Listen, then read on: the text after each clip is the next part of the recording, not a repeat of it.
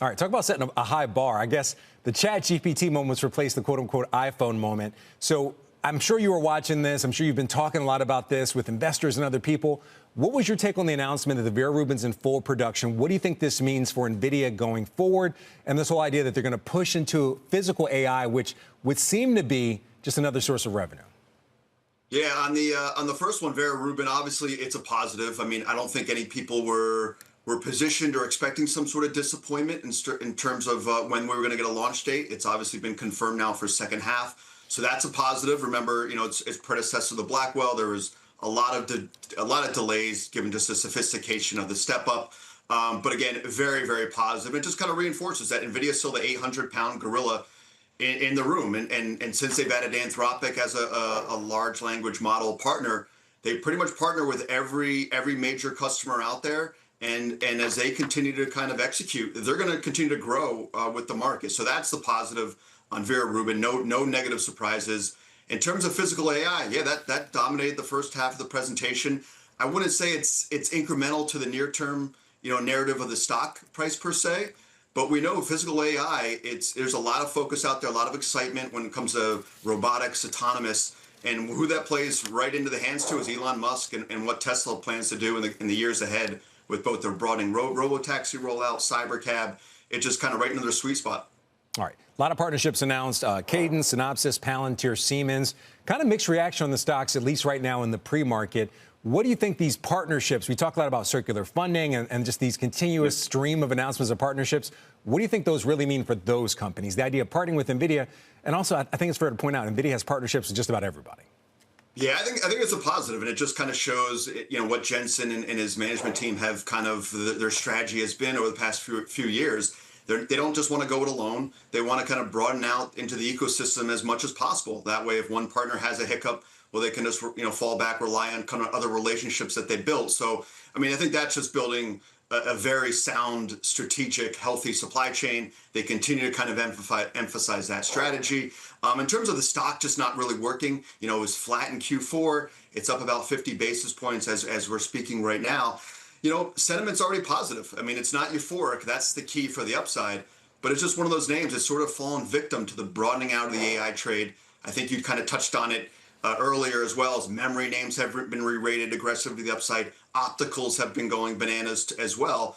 And with that said, just the market breadth has been broadening. Look at the move in financials, energy names through the roof yesterday. Biotech had a good end of the year as well. So it seems like Nvidia is just an easy name to kind of, for people to view as a source of funds, just the fact that it's become too big. But the story is intact, that's for sure. So, Joe, you kind of hit on something I was going to talk to you about. The stock traded pretty close to sideways in Q4, yet you say over the last 3 months, AI demand has only grown from what it was previously.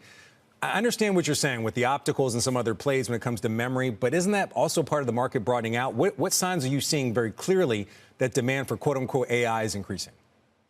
I think just the last earnings cycle was extremely constructive from a wide range of industries, whether it was from semiconductors, from hardware, from names like Caterpillar, and then obviously in the picks and shovels of the trade as well. And then, you had a slew of sell-side conferences in early December where everyone just sounded great. You had, Claude or Anthropic, recently, rolled out Claude 4.5 and the performance there is through the roof. Gemini 3 statistics, granted ChatGPT. Their new models haven't really blown the socks off anybody. But again, we're still seeing progress.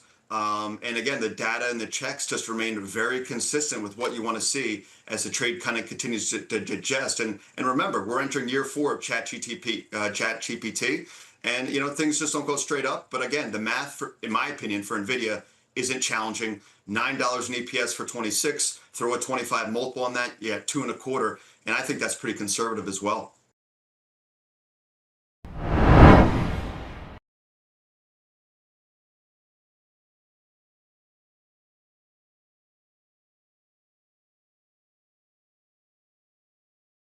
During his CES keynote, Jensen announced that the Vera Rubin platform is now in full production and will start rolling out via partners in the second half of 2026. That's not corporate elevator poetry, that's a schedule the market pays attention to, because it means supply chains, cloud partners, and customers can plan deployments. The company also framed Rubin as a rack-scale, extreme co-design platform, GPUs, CPUs, networking, accelerators, all built to work as a single, huge computing fabric. In short, not just a chip drop, but an infrastructure play. Why does full production matter? Because tech roadmaps are full of vaporware promises, but moving from lab to production signals readiness for real orders, real revenue, and real deployment. Even if the first widespread customer deployments happen later in 2026, the certainty of production reduces one big tail risk: will it ship? For investors, that's a narrative win. If you follow semiconductors, you'll hear people compare Rubin to Blackwell. That's fair, but it undersells the ambition. Rubin is being sold as 6 chips and one coordinated system that can do things Blackwell couldn't do as efficiently. Nvidia claims Rubin lowers cost per token dramatically for inference and enables huge mixture of experts, models with far fewer chips, a math problem solved by new architectural choices, not just faster transistors. Think of Blackwell as a gold rush. Rubin is the full processing pipeline for an entire mining operation. Physical AI, ChatGPT for the physical world, but way messier and way cooler. The other half of the keynote, and the part that made a lot of robots and car people sit up, was the push into physical AI.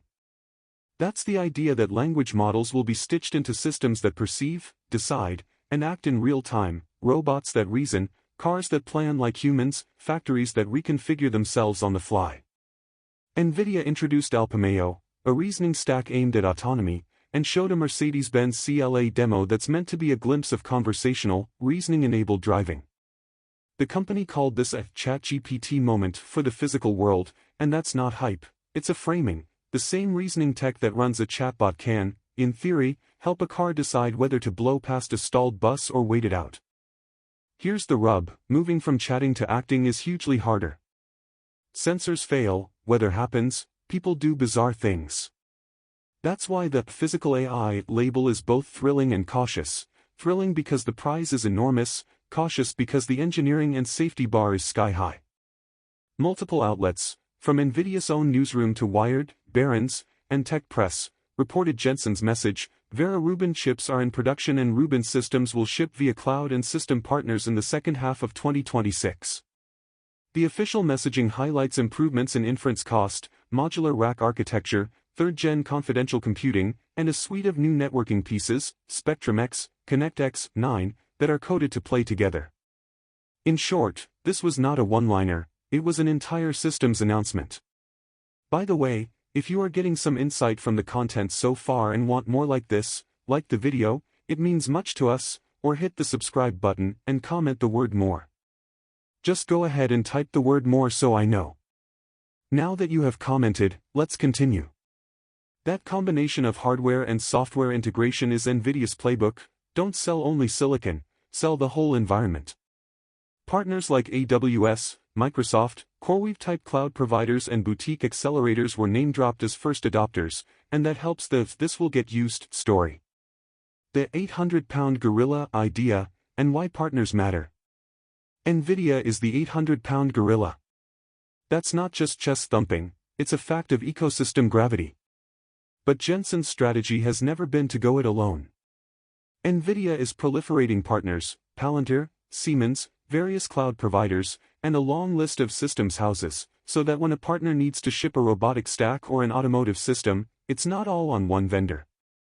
That gives Nvidia an advantage. You're not betting on a single vendor's success, you're backing an entire, interlocking set of players who will all buy chips and cloud.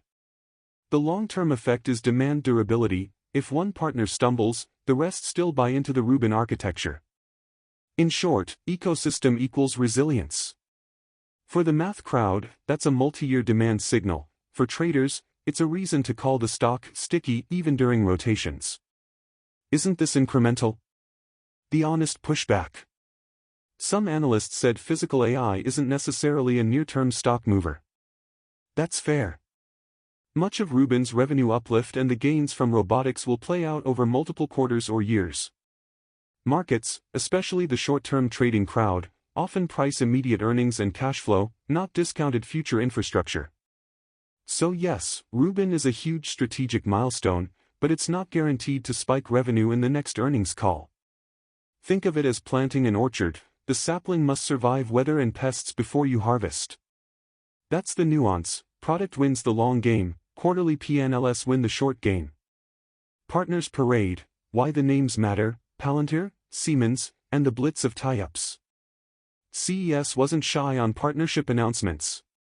Nvidia is showcasing integrations with companies that matter in data, industry, and infrastructure, Palantir for mission-critical analytics and defense workflows, Siemens for industrial and manufacturing automation, and a slew of cloud and edge players for deployment.